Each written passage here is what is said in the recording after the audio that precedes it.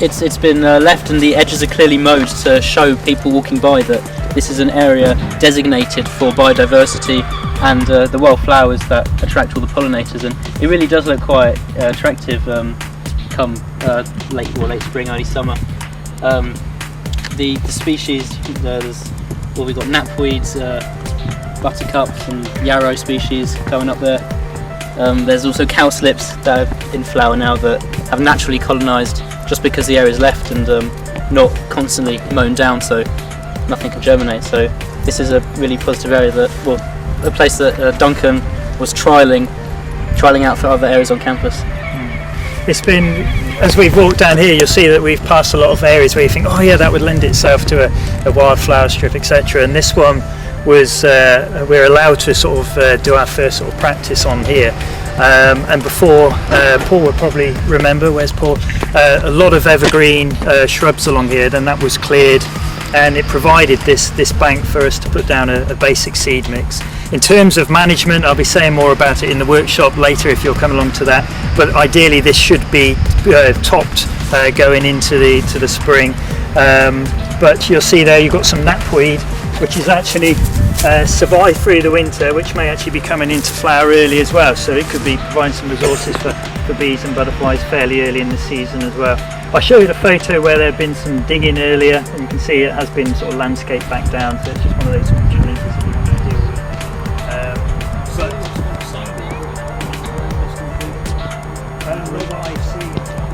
I think there have been some andrenias as part of one of the modules. If anything, it'd be Andrena cinerea, the ashy bee.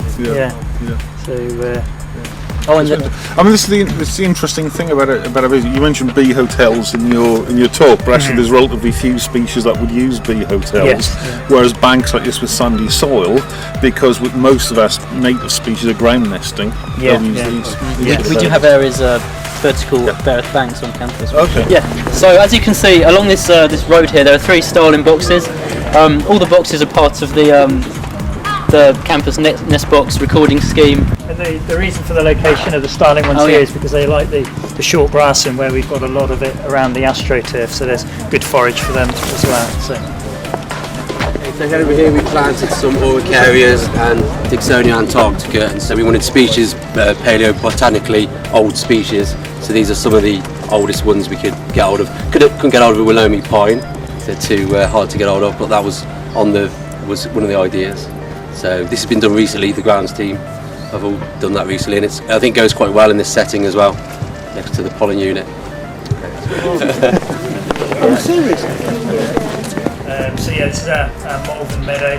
We have got yellow rattle in there as well, which also came from the Malvern meadow, which is a hemiparasite, and it will mainly focus on the grass roots.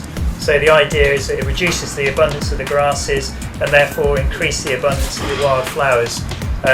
So with yellow rattle it's fairly patchy.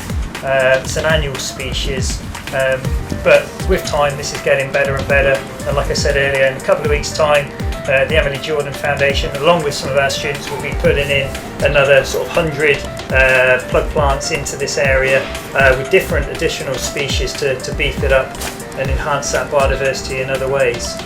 So, we did bring orchid flower heads from Malvern Common, so when they were in seed, but orchids can be very temperamental. The seed can actually sit there for a number of years, sort of 5-6 years, and all of a sudden you get the odd orchid that turns up. As yet, we haven't seen any evidence that any have popped up, but maybe in a few years' time. This is where it's important that we do have this area which is mown throughout the year, so you do have that distinction, but also having signage, and that's something that we do need to work on so that people are aware what we're trying to do here, and actually to show a picture of what it looks like in the summer so that they do realise that there is going to be change and we're not just left with something which looks pretty uncared for. It's interesting, wherever you've got this sort of thing, or wooden post or set into concrete in grass, concrete tends to suck the moisture out of the soil, so it gets very, very dry, and when you get these patches of dry soil around, that's where the bees tend to go for. So in some cases people might be tempted to sort of plant wildflowers around something like that, actually just leaving it as nesting habitat for those bees is probably a better policy. So all these holes here, probably a small Andrena species which is recently emerged and is nesting in there. With an area So yeah, campus pond. This is the biggest sort of, well, the 2 ponds we've got now. A lot of surveying is done semi-regularly, looking at populations of frogs and newts, identifying when spawn is laid, and it's used as a teaching resource as well. Leaves are taken out of it every now and then just to keep the water open. There's really large London plane tree over there, which all the leaves blow in, but you've got to remove the nutrients, I suppose. And it's just ponds are essential for all sorts of as you all know, for all sorts of wildlife. There's like a little goldcrest over there just having a bath, and ducks frequent the pond as well. All the area around here is, I think, mowed once a year. We got some habitat for newts for hibernation over there. A big fallen part of a decomposing wood. The newts use it for hibernating. And I'll bring your attention to the bee hotel. So it will stay moist, so the newts can move over and hibernate in there. Also, if you can see it behind the tree, recent excavation and soil harvest of bog garden. We thought we'd do 2 things at once, and so we made a bee bank, so for ground nesting bees, and that's just over there. That's when it does come into talking to the grounds team and management, having good relations between student societies, academics, and grounds team, finding out the best places to do it across the entire campus as well. Well, we're interested to see. Some things might take up. Yeah, absolutely. And badgers regularly seen in there are 2 sets on the campus, and foxes as well.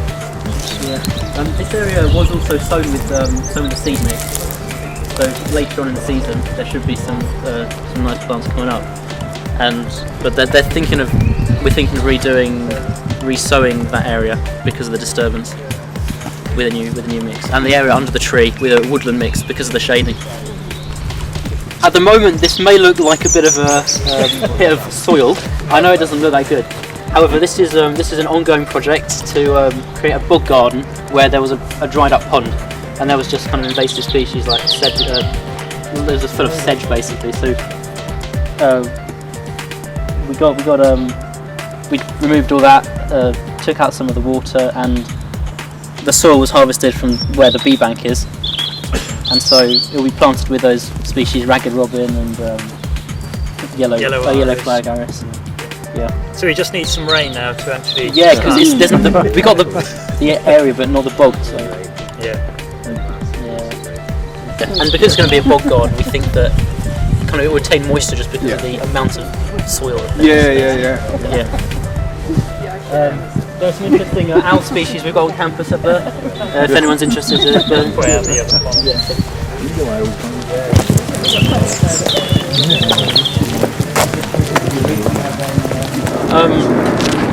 we do moth trapping. That we have one location where we do the moth trapping, and kind of to get some standardised results. And over the years, hopefully, the data will become reliable and hopefully useful, so we know whether the habitat management is working, whether we're doing anything wrong. You're not tempted to put some webcams in one of the boxes or something, or Wren?